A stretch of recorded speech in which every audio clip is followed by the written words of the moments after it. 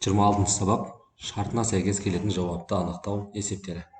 Бірінші есеп: Ербол, Ораз, Ербол алдына үшеуінің біреуі суретші, екіншісі шахматшы, үшіншісі әнші. Суретші өзінің досы Ерболдың портретін салды. Алтынай екеуін де шахматтан ұтады.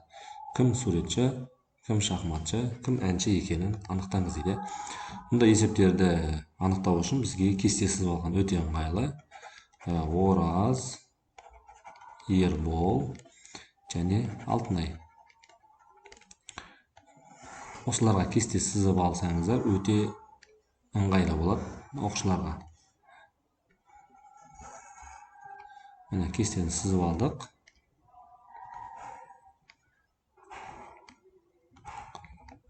Енді жазып қоямыз. Бізде қандай мамандықтар бар? Шахматшы деген бар. Одан кейін бар суретші деген бар. Және әнші деген бар, Енді есеп сөздерін оқып отырып, осыған плюс немесе минус таңбаларын қойып отырмыз. Суретші өзінің досы Ерболдың портретін салды дейді. Яғни суретші өзінің досы Ерболдың портретін салды. Яғни Ербол суретші емес деген сөз. Ары қарай кеттік. Алтынай екеуін де шахматтан ұтты дейді. Алтынай екеуін де шахматтан ұтты дейді. Яғни шахматтан ұтса, демек Алтынай шахматшы деген сөз, Болды. Енді осыған байланысты плюс минус таңбасын қоя береміз. Барлығына бірақ мамандық, барлығы бір мамандықтың иесі, сондықтан Алтынай шахматшы болса, ол басқа суретші, әнші бола алмайды. Және шахматшы басқа адамдар да бола алмайды. Тек қана шахматшы Алтынай ғана. Енді мына жерде минус деп екеуінде көрсетіп тұр. Яғни суретшінің Ербол суретші емес, Алтынай суретші емес, демек суретші кім болады? Ораз болады. Ораз суретші болып қойса, онда ол әнші емес деген сөз. Енді қараңыз, Ербол да шахматшы емес, Ербол суретші емес, демек Ербол әнші.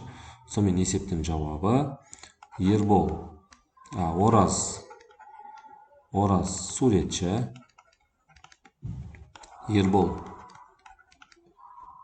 әнші, ал Алтынай ол шахматшы, яғни шахмат ойнайды екен. Екінші есеп: Гном қолындағы бар қазынасын әр түсті сандыққа бөліп салды. Біріншісіне асыл тастарды, екіншісіне монеталарды, алтын, үшіншісіне дуалы кітаптарды. Оның есінде қызыл сандық асыл тастардың оң жағында дейді. Менде сандықтар бар және асыл тастар бар. Жақсы. Сандықтардың суретін салып қойық. Мынау бірінші сандық болсын, мынау екінші сандық болсын, мынау үшінші сандық болсын. Енді қараңыздар. Қызыл сандық асыл тастардың оң жағында. Яғни қызыл сандық мынау болуы мүмкін, немесе мынау болуы мүмкін. Енді ары қарай қараңыздар. Дуалы кітаптар қызыл сандықтың оң жағында. Яғни дуалы кітаптар қызылдың ар жағында екен. Демек бізде қызыл екінші болады деген сөз. Мынау сандығымыз, бұл бізде қызыл сандық болады. Сонда қараңыз, қызыл сандық асыл тастардың оң жағында. Демек мынаның ішінде не бар? Асыл тас бар деген сөз. Бұның түсін білмейміз, бірақ ішінде асыл тас бар екен білеміз.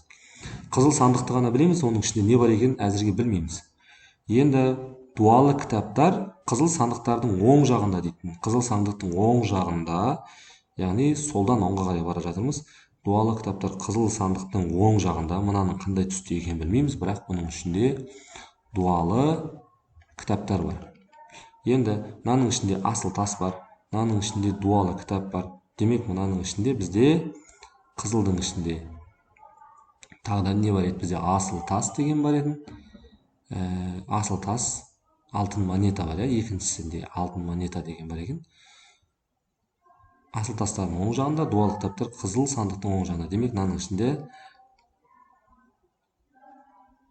алтын монета бар екен, алтын монета бар екен.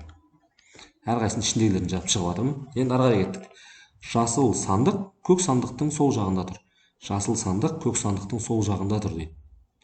Көк сандықтың сол жағында. Менде мынаған немесе мына жаққа қоюым керек қой. Сол жақ деген мына, оң жақ деген мына. Жасыл сандық көк сандықтың сол жағында, яғни көктің сол жағында. Демек мына жақта не бар? Жасыл бар. Ал мына жақта көк болады екен. Сонымен жасыл сандық көк сандықтың сол жағында десе, жасыл сандық мынаған түседі екен. Яғни мына сандықтың түсі жасыл екен. Ал мынаның түсі көк екен. Енді бізден сұрады: дуалы кітаптар салынған сандықтың түсін анықтаңыздар дейтін болса, оның түсі көк. Яғни жауабы көк түсті деген сөз. Келесі. 3 қорапта күріш, кеспе, қант бар.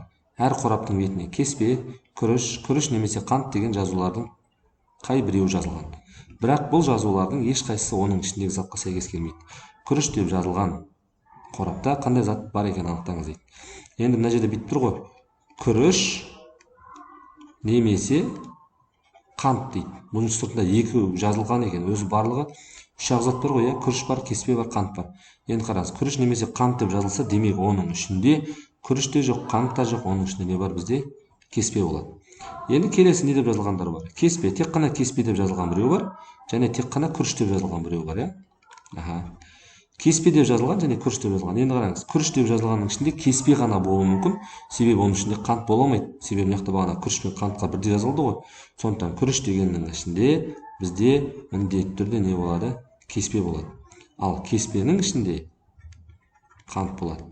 Яғни мыналардың барлығы жазулар, ал мынаның барлығы, яғни мынау қант дегендердің барлығы шынайы заттар. Мыналар бізде жазулары. Енді сұрақ. Күріш деп жазылған қорапта қандай зат бар? Күріш деп жазылған қораптың ішінде кеспе бар.